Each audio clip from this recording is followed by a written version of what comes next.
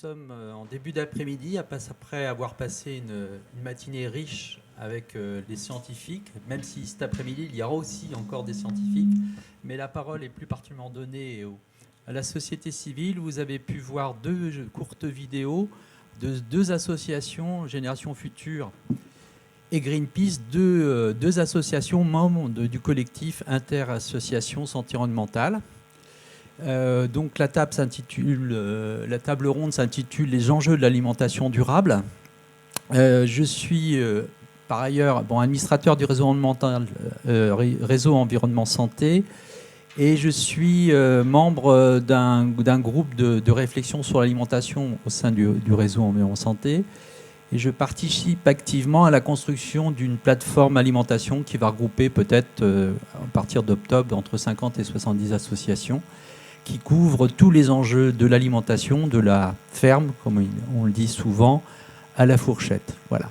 Donc cette table ronde, vous allez avoir un aperçu sous le prisme de l'alimentation, sur le prisme de la santé environnementale, bien sûr, mais dans un contexte international qui ne vous a pas échappé, qui est en train de transformer les sujets de la sécurité alimentaire et de la résilience alimentaire. Et nous portons globalement, nous croyons qu'un autre système agricole est possible, et un système basé sur l'agroécologie. Voilà, donc on aura plusieurs expressions pour couvrir un peu tous ces domaines, et on va essayer de le faire dès maintenant. Donc je passe la parole d'abord à Tania Pachev, qui est présidente du collectif Santé sans plastique France. Voilà. C'est cantine, oui, je me suis trompé. Je cherchais le C et j'ai dit collectif au lieu de cantine. Pourtant, je connais bien Tania. Vas-y, Tania. Bonjour à toutes et à tous. Merci Jean-Claude. Donc effectivement, je suis la présidente de l'association Cantine sans plastique France, qui est une association nationale. Nous militons à travers toute la France pour faire arrêter l'usage des contenants en plastique dans les cantines scolaires de la crèche à l'université. Puisque comme vous avez pu le voir au cours de toute cette matinée extrêmement riche, les plastiques contiennent des perturbateurs endocriniens qui vont endommager la santé de nos enfants, mais également celle des enseignants et des agents qui travaillent dans ces cantines. Pour cela, nous sommes très nombreux à travers toute la France, et nous avons la chance effectivement de faire partie du collectif interassociatif pour la santé environnementale, le CISE, et nous remercions cette invitation d'aujourd'hui. Alors, l'alimentation durable, à notre sens, elle est liée au contenu de l'assiette, mais également au contenant, comme je viens d'en parler. Et des lois, en fait, encadrent ces choses-là depuis quelques années, notamment la loi Egalim et la loi Climat Résilience. Ces deux lois, en fait, proposent 5 objectifs, notamment la substitution des plastiques et la mise en place d'un certain quota de produits durables et de qualité dans les assiettes des cantines. En ce qui concerne les contenants, bien sûr, nous sommes aux premières loges et nous avons réussi, grâce à l'appui de nombreux députés, à faire passer un amendement, l'amendement 28 de la loi Egalim, qui interdira tous les ustensiles en plastique, de la fabrication au service, enfin à la réchauffe et au service, dans les cantines scolaires de la crèche à l'université. Malheureusement, cet amendement ne sera applicable qu'en 2025, et nous invitons vivement les collectivités à anticiper cette mise en place de cette loi en cessant le plus rapidement possible l'usage de ces plastiques, connaissant la dangerosité, en tout cas les risques pour toutes les personnes qui mangent ce type de repas. Voilà.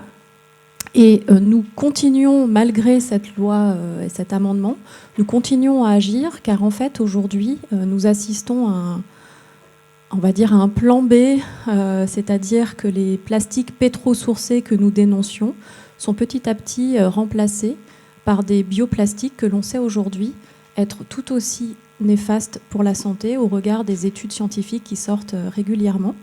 Actuellement, un groupe de chercheurs a débuté une grande étude qui s'appelle Polysafe. Nous remercions d'ailleurs l'équipe de Jean-Baptiste Fini au Muséum national d'histoire naturelle, qui vont analyser tous les types de contenants qui sont utilisés dans les cantines aujourd'hui. L'inox, le verre, le plastique pétro-sourcé, donc le polypropylène, ainsi que les bioplastiques qui nous posent aujourd'hui beaucoup de questions.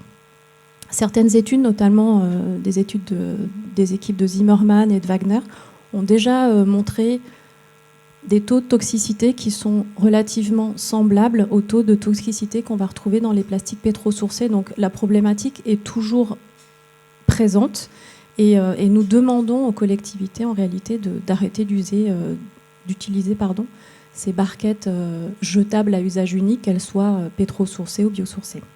En ce qui concerne le contenu de l'assiette, la loi Egalim impose en 2022 d'avoir ou de proposer en tout cas 20% de produits, on va dire, durables, notamment 20% issus de l'alimentation biologique, et 50% de produits durables.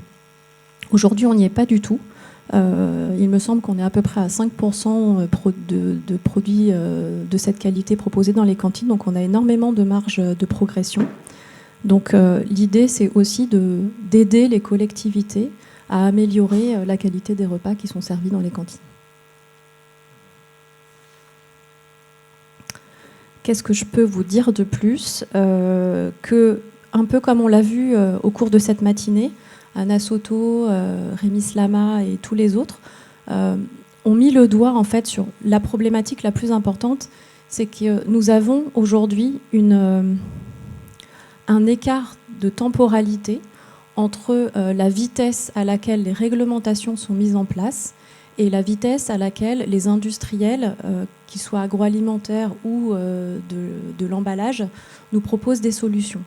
Et aujourd'hui, la problématique, c'est que, encore une fois, on ne tire pas les leçons du passé.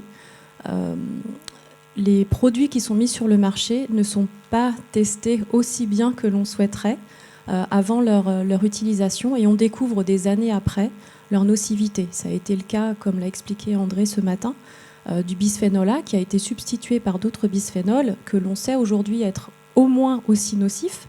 Eh bien, on assiste exactement à la même problématique pour les emballages qui sont utilisés dans les restaurations. Donc, on voudrait vraiment alerter les collectivités, les élus, les dirigeants, pour ne plus faire ces erreurs et tirer des leçons du passé et mettre en avant la santé et la durabilité en premier, et non pas l'innovation tout de suite comme ça, qui paraît potentiellement super ou très intéressante, mais qui en réalité, scientifiquement, on découvre des choses des années après. Donc on voudrait faire en sorte que nous tous, et particulièrement nos enfants, ne soient pas des cobayes. Tu m'as fait part d'une étude qui était engagée à ton initiative, et puis avec un scientifique, tu peux en parler là sur les études sur les contenants ou pas, qui est en cours, et qui est dans le process n'est pas terminé, mais tu peux, parce que c'est intéressant, puisqu'on est dans une journée où on fait le lien entre la parole scientifique et la parole de la société civile. Je trouve que le projet dans lequel vous êtes impliqué montre qu'il y a des possibilités, des passerelles. Tu peux dire Oui, alors le projet dont je parlais, c'est le projet Polysafe, qui est porté par le CNRS et le Muséum national d'histoire naturelle. De nombreuses équipes sont sollicitées pour ce projet, et on en attend effectivement beaucoup, puisque ce sera une étude complète, indépendante, sur laquelle nous pourrons nous adosser et avoir des résultats indiscutables. Et on attend beaucoup de cette étude. Donc effectivement, j'ai dit tout à l'heure que tout type de contenants utilisés actuellement vont être étudiés. Donc l'inox, le verre, les barquettes en plastique pétrosourcé et plusieurs types de barquettes en plastique biosourcé. Les collectivités, en fait, ont tendance à aller vers ces plastiques biosourcés parce qu'en fait, les claims marketing, les messages de biodégradabilité, de compostage, etc., sont très séduisantes en réalité. Mais quand on va un petit peu creuser les fiches techniques, que l'on cherche les solutions pour justement les recycler ou les biodégrader, entre guillemets, et en fait, on se rend compte que c'est pas vraiment possible, puisque les bioplastiques, on le sait grâce aux études que j'ai citées tout à l'heure, se fragmentent en réalité, ne se compostent pas réellement au sens où on l'entend, c'est-à-dire vous le mettez dans votre jardin, dans votre compost et ça va se composter. C'est pas du tout ce qui se passe. On assiste vraiment à des fragmentation avec des microplastiques, des nanoplastiques qui vont se retrouver dans l'environnement. Donc ça se retrouve dans l'environnement, donc forcément ça va nous revenir à un moment donné. Là on est en vrai circuit court, si je puis me permettre. On a ça. Et puis les bioplastiques, ça nous pose aussi une question de l'ordre, encore une fois, de l'environnement. C'est-à-dire que là on va rentrer en compétition, on va faire pousser des végétaux pour fabriquer des emballages qui vont être à usage unique, alors que sur la planète, on a quand même énormément de personnes qui ne mangent pas à leur faim. Donc la question est quand même intéressante à se poser. Pourquoi faire pousser toutes ces plantes pour faire un emballage à usage unique, alors qu'on pourrait nourrir beaucoup de personnes avec ces végétaux que l'on pourrait faire pousser. Donc voilà, toutes ces réflexions, nous les menons au sein de Cantine sans plastique. On est entouré d'éminents scientifiques. Anna Soto, qui est présente aujourd'hui et que je suis ravie de pouvoir en parler, puisque on a écrit un livre, elle a préfacé notre livre, et c'est un soutien aussi depuis le début de notre association, et on la remercie beaucoup. Voilà, l'idée, alors si on revient à l'alimentation durable, c'est aussi que les cantines, pour en revenir aux cantines et au sujet que nous connaissons bien, ont été victimes, entre guillemets, d'une industrialisation. C'est-à-dire qu'il y a 30 ans, 40 ans, on a commencé à concentrer la fabrication des repas. Quand on était petit, c'était une cantinière dans chaque école qui fabriquait pour les enfants. Aujourd'hui, c'est plus trop le cas. Évidemment, ça existe encore, et heureusement. Mais de nombreuses villes, en fait, se sont associées avec les villes voisines et ont créé ce qu'on appelle des cuisines centrales, qui sont des usines à fabriquer des repas. Je peux parler de mon cas particulier.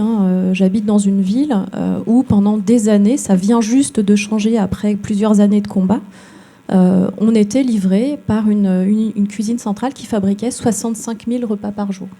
Donc vous pouvez imaginer que ce n'était pas de la cuisine qui était faite, c'était de l'assemblage. Donc la cuisine centrale reçoit des produits qui sont déjà cuisinés, déjà transformés, les délote, les remet dans des barquettes, en plastique en plus, c'est stocké, et ensuite c'est envoyé dans chacune des petites écoles. C'est le principe de la liaison froide, et c'est une vraie problématique. Aujourd'hui, ce qu'on demande, c'est de revenir à du bon sens, c'est-à-dire relocaliser la fabrication des repas, des plus petites quantités, favoriser l'agriculture locale, bien sûr biologique. On sait les risques aujourd'hui des pesticides, on en a largement parlé ce matin, sur la santé, sur la future santé des enfants, et favoriser cette économie locale. Ce matin, on a aussi parlé de Limoges, qui a aussi recréé un tissu industriel local, en tout cas à favoriser cette économie locale, en proposant un plateau en porcelaine pour les petits, qui ne contient pas de perturbateurs endocriniens, puisque c'est un matériau durable, inerte et réutilisable. Donc on est vraiment dans le bon sens. Et donc on a des exemples comme ça de villes qui rachètent des terres pour mettre en place des maraîchers, idéalement biologiques, pour fournir les légumes pour les cantines scolaires des villes. Donc toutes ces initiatives, elles existent grâce à la volonté des élus, aux demandes des parents. On arrive à faire des choses qui sont extrêmement intéressantes, bonnes pour la santé, bonnes pour l'environnement, et on ne fabrique quasiment plus de déchets, puisqu'en plus, au-delà des barquettes qui ne sont plus jetées bien sûr, on a beaucoup moins de gaspillage alimentaire dans ces villes-là, parce que les repas sont bien meilleurs, et les enfants le disent, et sont ravis d'aller à la cantine. Donc une bonne cantine saine et durable, c'est possible, il suffit de le vouloir. Merci Tania. Merci à vous. Donc maintenant, on va avoir une vidéo témoignage du réseau Action Climat par la voix de Benoît Granier, qui est chargé de mission agriculture de cette association. Bonjour, je suis Benoît Granier, responsable alimentation au réseau Action Climat, un réseau qui fédère 36 associations engagées dans la lutte contre le dérèglement climatique. Le réseau Action Climat est particulièrement concerné par l'appel de Grenoble en faveur d'un GIEC de la santé environnementale pour plusieurs raisons. D'abord parce que les problèmes de santé et d'environnement ne doivent plus être traités de manière séparée, car qui dit dégradation des écosystèmes dit inéluctablement atteinte à la santé humaine. La question du climat en est un bon exemple. En raison des bouleversements majeurs sur l'environnement, le dérèglement climatique est considéré comme l'une des principales menaces pour la santé publique au XXIe siècle. Ensuite, sur le sujet de l'alimentation, les impacts environnementaux liés à la production des denrées alimentaires sont inséparables de leurs impacts sanitaires. C'est pourquoi notre alimentation doit absolument évoluer pour être durable, ce qui implique d'une part une végétalisation des régimes alimentaires, c'est-à-dire moins de produits d'origine animale, viande et produits laitiers en particulier, et plus de fruits et légumes, de céréales complètes, de fruits à coque et de légumes secs, pois chiches, lentilles, etc., le tout en évitant les produits ultra transformés. Ça implique d'autre part de transformer notre modèle agricole en généralisant l'agroécologie et l'agriculture biologique, et ce, en sortant également de l'élevage industriel. Alors, ces évolutions côté assiette et côté ferme sont indispensables car l'agriculture représente 19% des émissions de gaz à effet de serre de la France et 25% si on prend en compte la fabrication des intrants. Si on regarde aussi l'empreinte carbone d'un ménage français, 24% est liée à l'alimentation. Or, l'élevage représente grosso modo 80% de ces émissions. Donc, pour atteindre la neutralité carbone, la consommation et la production de produits issus de l'élevage doivent fortement diminuer. Néanmoins, il y a élevage et élevage. Une partie importante des émissions du secteur sont liées à l'élevage industriel, tout comme la plupart de ces autres impacts environnementaux et sanitaires, pollution des cours d'eau et pollution de l'air, déforestation, destruction de la biodiversité, risque de zoonose, utilisation excessive d'antibiotiques également. A l'inverse, les élevages durables, extensifs, bio par exemple, ont beaucoup moins d'impact négatif et rendent aussi de nombreux services écosystémiques. Par ailleurs, outre l'enjeu majeur du moins et mieux de produits animaux, l'alimentation durable repose aussi sur l'agriculture biologique, qui n'utilise ni engrais azotés de synthèse, ni pesticides, lesquels polluent les milieux et portent atteinte à la santé humaine, en tant notamment que perturbateurs endocriniens. Pour le réseau Action Climat, la mise en place d'un système agricole et alimentaire durable nécessite donc des politiques publiques ambitieuses qui veillent à rendre l'alimentation accessible à toutes et tous, tout en rémunérant correctement les agriculteurs, et ce, sans déstabiliser les marchés et les sociétés dans les pays du Sud. Merci Benoît, à distance, mais merci de ce témoignage. Donc, je vais maintenant passer la parole à Natalia de Jean, qui est directrice de Women Engaged for Common Future. Voilà, section française, hein, c'est ça? Voilà, Natalia, c'est à toi. Bonjour et merci beaucoup de nous avoir invités aujourd'hui à Grenoble pour soutenir cet appel qui nous semble très important en faveur de la création d'un GIEC pour la santé environnementale. Et donc je vais brièvement me présenter ainsi que l'association et ensuite je ferai un focus sur les activités que nous menons dans le domaine de l'alimentation du point de vue de la santé environnementale, mais plus largement aussi dans une perspective écoféministe.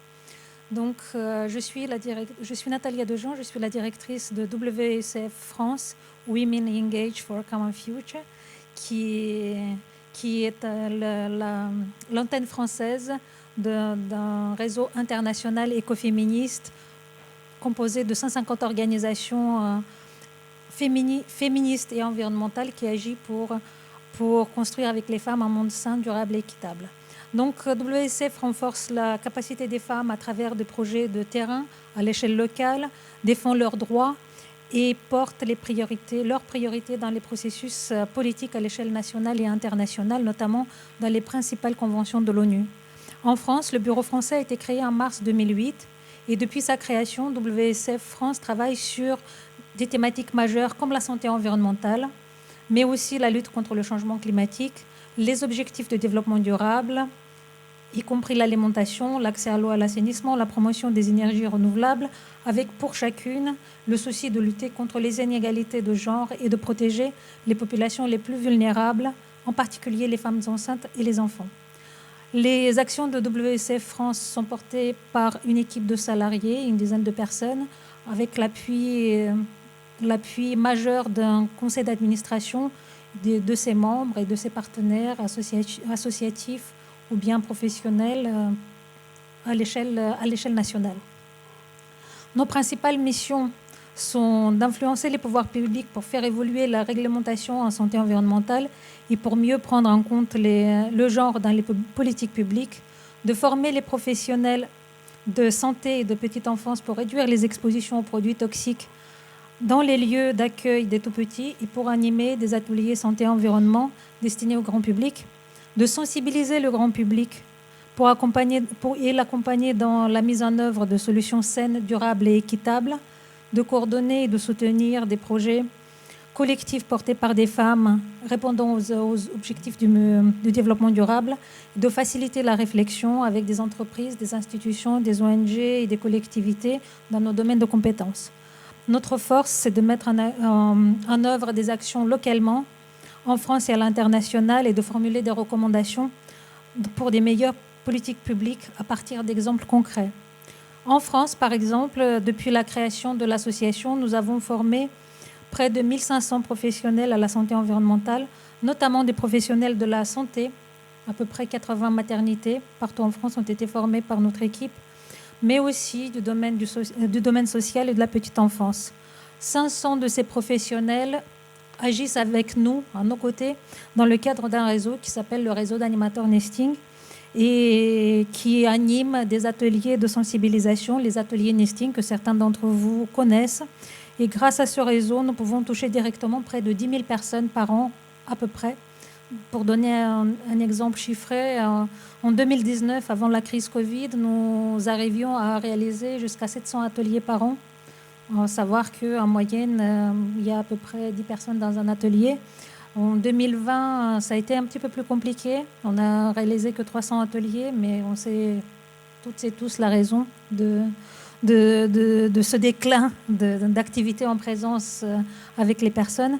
Et puis en 2021, il y a eu une légère reprise, mais 400 ateliers tout de même réalisés partout en France par nos animatrices et animateurs Nesting.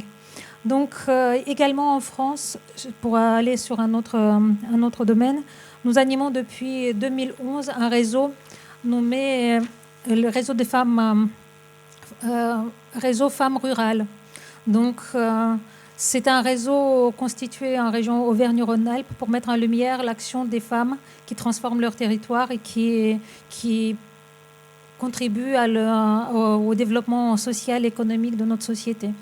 Donc, par exemple, le 8 mars dernier, nous avons lancé un prix Femmes et Biodiversité. C'est une manière de mettre en lumière l'activité des femmes et aussi de faire connaître les projets portés par des femmes qui contribuent à la régénération de la biodiversité. En tant qu'association écoféministe, nous on traite le sujet de l'alimentation d'une manière holistique, c'est-à-dire dans le cadre du projet Femmes rurales, notamment pour encourager les initiatives portées par des femmes dans le domaine de l'agriculture et plus largement dans le domaine de l'alimentation, dans la transformation des aliments, ainsi de suite, et aussi dans l'éducation à l'alimentation saine. Et nous soutenons également des initiatives portées par des femmes à l'échelle internationale dans ce domaine. Pour donner qu'un exemple, au Sénégal, depuis 2020, en réponse à la crise Covid, nous menons un projet de création d'une filière alimentaire locale avec 4 communes autour de Dakar, réunissant 680 femmes productrices, maraîchères et transformatrices. Néanmoins, le cœur de l'action de WSF France, c'est la santé environnementale et c'est à travers le projet Nesting, lancé en 2008, que nous avons réalisé des activités de sensibilisation, de formation et de plaidoyer sur ces thématiques à l'échelle nationale et européenne. Et l'alimentation étant une thématique centrale traitée dans le cadre de nos activités, plus spécialement dans le cadre des ateliers Nesting, et une déclinaison plus thématique des ateliers Nesting qui sont les ateliers Ma Maison, Ma Santé. On a développé un outil pédagogique adapté et différents supports pédagogiques également, comme le sont les fiches conseils que nous distribuons à travers les ateliers. Donc ces fiches ont été créées en 2020 pendant la pendant la crise Covid et permettre de sensibiliser tout type de public en donnant des conseils pratiques et des conseils plus théoriques. Donc, nous recommandons dans nos ateliers une alimentation diversifiée, riche en produits végétaux peu transformés, la consommation d'aliments bio, locaux et de saison, ainsi que l'utilisation des modes de cuisson doux de préférence. Donc, nous avons élaboré plusieurs fiches qui sont distribuées dans le cadre des ateliers et qui reprennent d'une manière pédagogique et ludique aussi cette thématique qui est assez complexe parce qu'elle est inhérente à... Enfin, c'est quelque chose de personnel comme c'est quelque chose de culturel et sociétal. Donc, il faut avoir une approche pas culpabilisante, mais une approche qui permette aux gens de s'engager dans le changement de leur comportement alimentaire. Et il s'agit d'un domaine privé, donc c'est pas forcément très facile à aborder ce genre de questions. Donc, c'est pour ça que les ateliers participatifs, pédagogiques et collaboratifs sont un outil pour les amener vers le changement de comportement et aussi pour leur permettre d'apprendre les bonnes techniques, les bonnes manières de consommer. Et nos fiches, elles traitent de différents aspects que vous avez déjà évoqués, Tania, et puis je pense que nos collègues ils vont également mettre en lumière. Donc, on a des fiches. La première fiche s'appelle « Bien manger pour sa santé », qui met en avant l'importance d'une alimentation diversifiée et les problèmes liés à une alimentation trop riche en produits animaux et ultra transformés, tout en donnant des recommandations pour manger le plus sain possible en protégeant la planète. Donc, ensuite, on a une fiche qui s'appelle « V comme végétal », c'est-à-dire qu'elle propose une liste d'ingrédients d'origine végétale à privilégier. V comme vrai, qui invite à consommer des aliments peu transformés. V comme varié, qui invite à varier les aliments dans la même catégorie. Et puis, on a une approche bio, locale et de saison, la BLS, qui invite à consommer des produits de saison et rappelle les labels qui garantissent une alimentation responsable. Donc, cette alimentation 3V BLS est adaptée aux tout petits dès le début de la diversification alimentaire. Donc, on travaille beaucoup avec les jeunes parents et on a une attention particulière pour donner les bons conseils dès la mise en place de l'alimentation, parce que ce sont des habitudes qui se gardent ensuite pour la vie. Donc, on propose des recommandations sur l'alimentation des tout-petits, notamment aussi concernant le lait infantile, dont on a parlé ce matin pour les raisons liées à la pollution et d'autres aspects qui interviennent dans le domaine de la santé environnementale. Donc, après, on a des fiches beaucoup plus pratiques, on va dire pragmatiques, qui sont quand je fais mes courses, à quoi je dois faire attention, quand je cuisine, ou bien quand je stocke, je conserve mes aliments, en fait, qui reprend aussi la thématique des contenants, bien entendu, et aussi quand je cuis, donc avec les revêtements à privilégier ou bien à éviter. Donc, depuis l'année dernière, on a développé un atelier spécifique alimentation durable. Il est en phase de test actuellement et puis il est déployé notamment en Haute-Savoie. Il rencontre un vif succès, notamment auprès des publics jeunes. Et nous sommes en train de définir son parcours pédagogique. Et dans les prochains mois, cette méthode nouvelle d'animation d'ateliers autour de la santé et l'alimentation durable sera transmise à l'ensemble du réseau d'animateurs Nesting qui vont ensuite le déployer à l'échelle nationale. Donc voilà ce que je voulais vous dire aujourd'hui. Bref. Merci Natalia. Je vais peut-être passer directement à Pierre Souvet parce qu'on a des contraintes d'horaire et peut-être se laisser un petit peu de temps pour agir, pour faire le lien, si vous le voulez bien, sur l'aspect du matin, pour faire le lien de notre lancement. On vous posera une petite question à chacun, puis vous répondez ou vous répondez pas. Alors Pierre Souvet, oui, parce que c'était improvisé. Donc voilà, Pierre Souvet, qui est président de l'association Santé Environnementale France. Pierre, la parole est à toi. C'est moi qui ai choisi le nom. Hein, donc, ouais, tu as bien choisi. Hein. Au départ, on était Provence, en 2006. Et en fait, notre première action phare, Donc on n'est que des professionnels de santé, c'est notre spécificité, on est les seuls en France. Hein.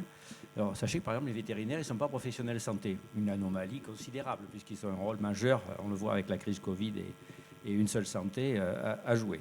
Donc il faut qu'on les introduise dans les professionnels de santé.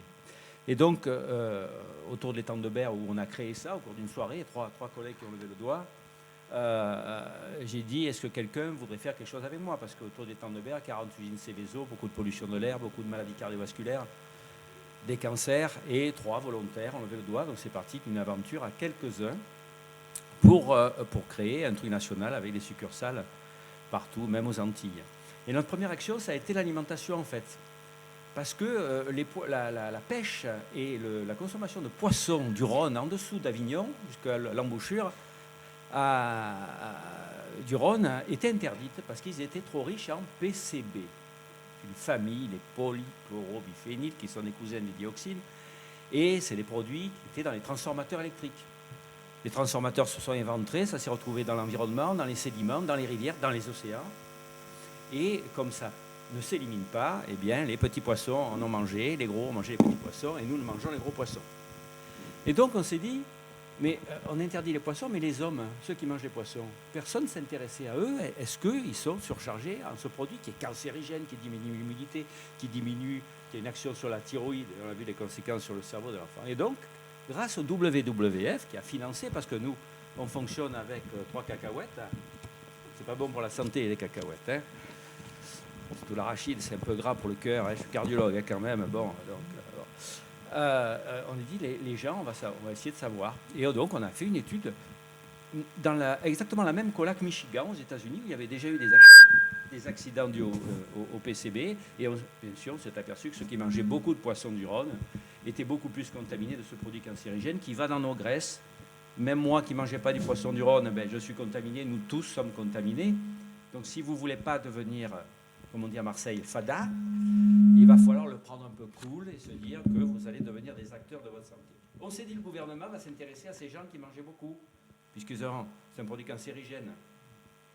Eh bien non, il ne s'est rien passé, mais bon, des recommandations ont été sorties, notamment chez les femmes enceintes, pour éviter ces poissons de rivière, hein, le silure, le gros poisson qui mange les autres, la carpe, le barbeau, et les anguilles, parce qu'il y a le broute au fond, c'est là qu'il y a les polluants, et c'est un poisson gras qui les accumule. Et donc, en fait, c'est parti de là et de l'association entre des environnementalistes et des professionnels de santé. Et là, on tombe sur une seule santé. On ne peut pas raisonner santé-environnement si on ne raisonne pas une seule santé. Et nous avons créé des alliances, parce que pour être plus fort, ils créent des alliances avec la Fédération des syndicats de vétérinaires. Ils ont un rôle majeur, pas seulement d'alerte. Exemple, l'utilisation des biocides. Les biocides, ça ne vous parle pas, il y a même des lessives où il y a des biocides. Les biocides provoquent dans l'environnement les mêmes phénomènes de résistance des bactéries et favorisent l'antibiorésistance. Donc il y a un plan antibiorésistance en France qui est, je ne vous donne pas, Natalia, d'antibiotiques, pas trop. Mais sur l'utilisation des biocides dans votre machine à laver, qui vont se retrouver dans l'environnement et qui vont nous revenir dans la figure, ou à la maison, on ne désinfecte pas la maison, ça ne sert à rien. Donc plein d'éléments qui font qu'il faut prendre en compte une seule santé. Et cette alliance avec les vétérinaires, avec France Nature Environnement, avec la Fondation pour la recherche sur la biodiversité. Je le disais à Madame l'urbaniste qui va parler tout à l'heure, la biodiversité, c'est pas seulement du bien-être. Je ne vais pas dans la nature pour du bien-être. Ça diminue le risque de diabète de type 2, comme l'alimentation bio d'ailleurs. Ça diminue la mortalité. Donc tout est lié. Si on veut faire de la prévention, parce que nous en fait on est des professionnels de santé qui veulent pas qu'il y ait de malades. C'est pas très business, hein. Nous, on veut qu'il y ait moins de malades et qu'il y ait des gens en bonne santé et en bien-être, parce que le bien-être fait partie, j'ai perdu mes notes du coup, il fait partie de la santé. Sur le plan financier, notre système de santé ne survivra pas si on ne fait pas plus de prévention. Globalement, on est à 1 à 2% en France, 18e au niveau des pays de l'OCDE, très en retard, et ce 1 à 2% comporte le dépistage. Donc, vous avez un cancer du sein, c'est bien de le dépister, hein, au cancer du côlon, il faut agir le plus tôt possible, mais c'est a priori déjà un peu trop tard, même s'il faut continuer le dépistage, évidemment.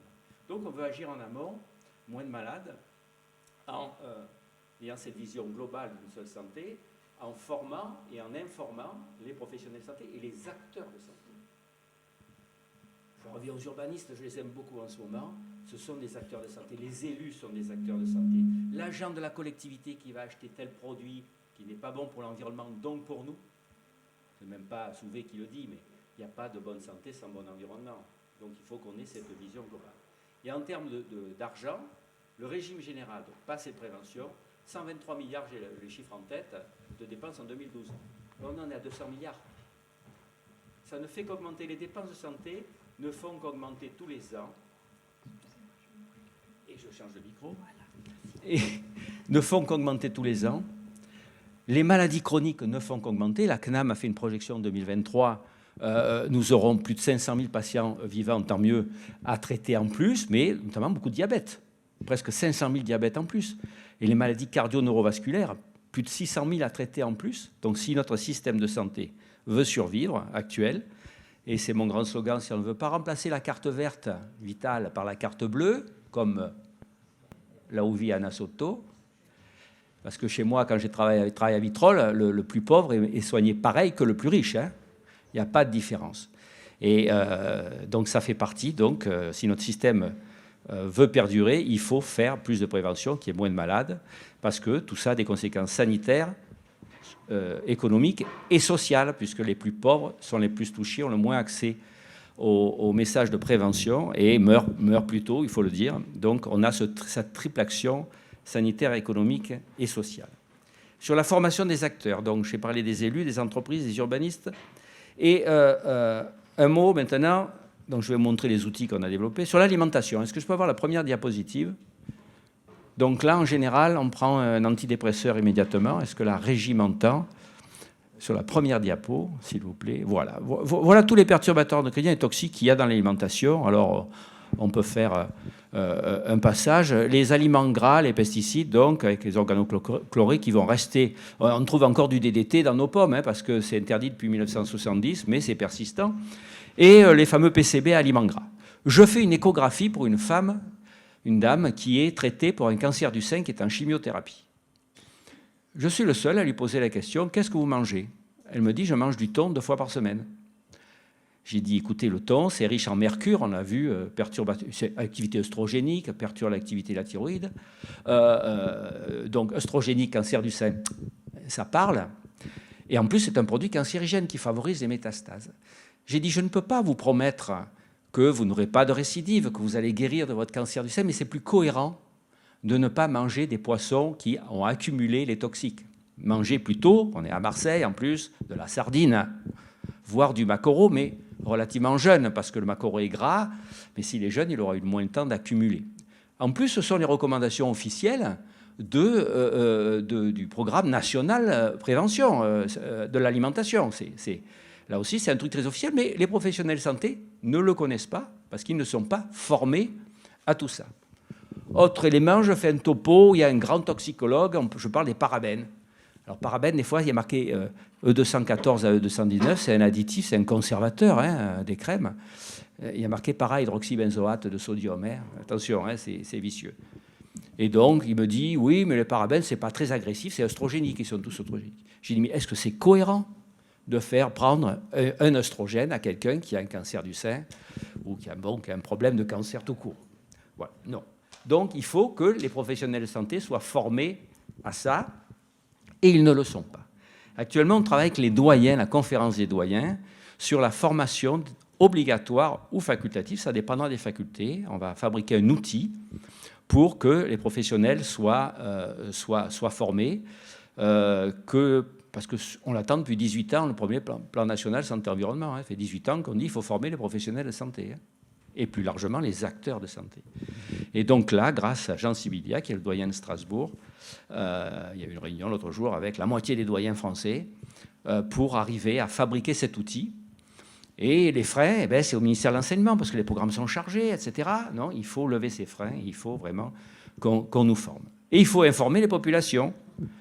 Exemple, je ne vais pas manger du thon de l'espadon, c'est encore pire, parce que c'est très chargé en produits toxiques. Je vais, comme mes amis l'ont dit tout à l'heure, éviter de faire chauffer le plastique, faire sa cuisine, en fait. Il faut refaire sa cuisine, c'est dur. Et puis donc, nous, depuis 15 ans, on fait des petits guides pour pour la population. Alors, petit guide santé du sport, je me suis occupé de sport, de handball, et on avait un slogan, c'était « Bien manger, c'est bien jouer ». Vous voyez, c'est même pas, c'est bon pour la santé, bien manger, c'est bien jouer. C'était Jackson Richardson, le parrain. C'était un grand moment de notre vie, un gars charmant. La suivante. Et donc, comme il faut former les professionnels, on s'est rapproché notamment de l'Union régionale des professionnels de santé, en l'occurrence PACA, mais on travaille avec d'autres pour créer ce guide. Alors, c'est guide à l'usage des médecins libéraux parce que c'est eux qui l'ont financé, mais évidemment, ça touche tous les professionnels de santé, avec donc l'ARS a validé, ça fait partie du plan régional santé-environnement. C'est un outil national qui a été remis à jour en 2020. La suivante, avec une fiche extrêmement simple que j'adore, c'est la suivante. La régie est en retard. C'est un truc extrêmement simple, vous voyez, privilégier et éviter.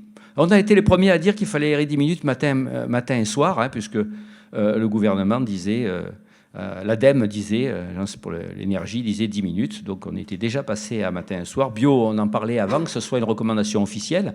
Je vous rappelle que Bio-Nutrinet Santé nous dit qu'il y a 25% entre les gens qui mangent beaucoup bio, c'est-à-dire au moins 50%, et ceux qui ne mangent pas du tout bio, 25% de risque de cancer en moins, encore plus pour les femmes enceintes, pour les femmes ménopausées, pardon, sur le cancer du sein, encore plus, on est à plus de 70% pour le lymphome non-Hodgkinien.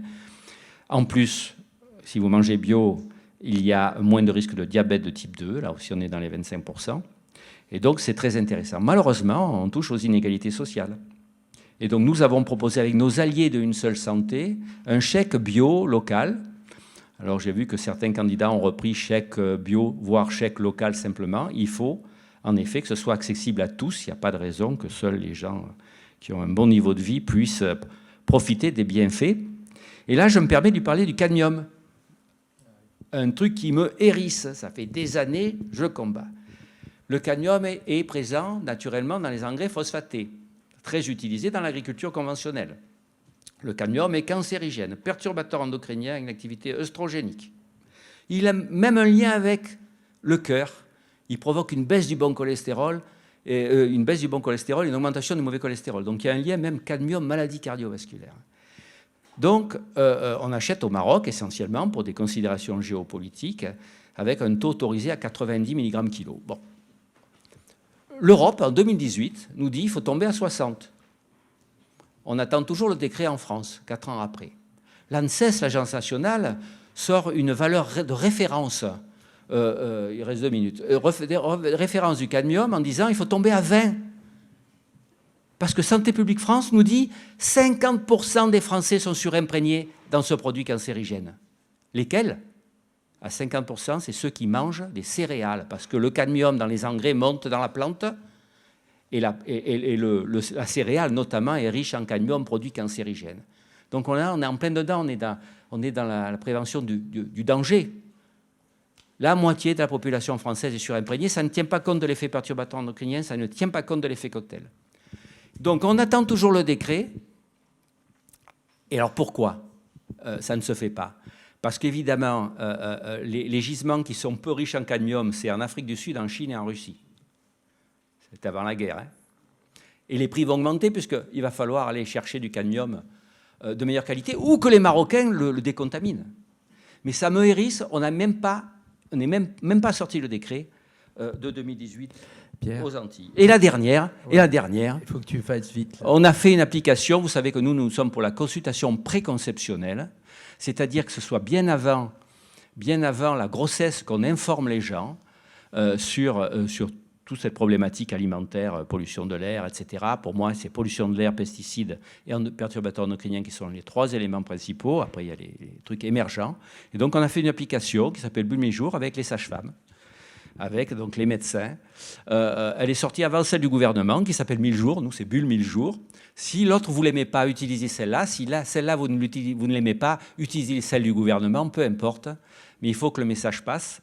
Et c'est un truc pour toute la famille, un questionnaire santé-environnement et les liens vers les bonnes pratiques que vous devez avoir. Donc plein d'outils qu'il faut utiliser. Chacun refait à sa sauce. Il faut qu'on arrive à mutualiser, à faire des outils beaucoup plus forts. J'allais dire, le message passe avant nos égos. Et c'est bien de finir comme ça, je vous remercie. Merci Pierre. Donc, on va presque... On peut applaudir, hein, bien entendu. Bien sûr. Bravo. Non, j'ai bien, pour juste faire une phrase marketing, pour donc manger bio, local, diversifié, ça veut dire moins de viande et mieux de viande. Ça, on l'a bien compris, que les associations étaient engagées. Moi, ce que j'aimerais, mais on a peu de temps, donc Nicolas va me faire c'est si vous avez un mot par rapport à notre journée, qu'est-ce qui manquerait par rapport à toutes les actions que vous avez montrées, qu'on a vues sur la problématique santé environnementale pour qu'on passe à la vitesse supérieure. Donc, c'est un exercice court, hein, on fait du flash en 30 secondes ou 35 secondes. Tania, tu as l'air de vouloir dire des choses. Je veux bien répondre effectivement rapidement. Je trouve que ce qui manque cruellement aujourd'hui, c'est une notion de transversalité. Comme le disait Pierre à l'instant, que l'on soit professionnel de santé, c'est mon cas, ou simple citoyen, enseignant, quelles que soient nos professions, en fait, nous devrions tous être informés sur ces sujets de santé environnementale et formés également pour certains types de métiers, au moins un minima. Très bien. Alors, transversalité, Natalia, tu as une idée ou... Donc, moi, je dirais que c'est aussi la raison pour laquelle nous sommes aujourd'hui à Grenoble, c'est qu'il y ait un engagement politique beaucoup plus fort. Parce que porter la responsabilité sur les épaules des individus, c'est pas forcément porteur en matière de changement de comportement au niveau de la société. Donc pour moi, effectivement, nous avons besoin de transversalité, nous avons besoin d'informations et d'études scientifiques pas vulgarisées, mais traduites dans les actions politiques notamment. Donc pour moi, c'est les politiques publiques qui sont nécessaires. Moi, j'entends transversalité, je traduis par normes. En fin de compte, l'État, c'est les normes. Pierre, tu dirais quoi? Moi, je dirais, est-ce que vous pensez que manger moins gras, moins salé, moins sucré, ça suffit en termes de prévention? Bon. Donc, il faut informer, il faut former les acteurs de santé plus généralement. Il faut une gouvernance transversale, évidemment, et on se heurte à ça. Il faut de la territorialisation de la santé. Les problèmes dans les territoires sont différents d'un territoire à l'autre. Et il faut donc toujours avoir cette vision globale des santé animale, humaine et végétale, car si les trois ne sont pas en bon état, nous ne serons pas en bon état. Très bien, merci. Merci à vous. Merci de votre écoute.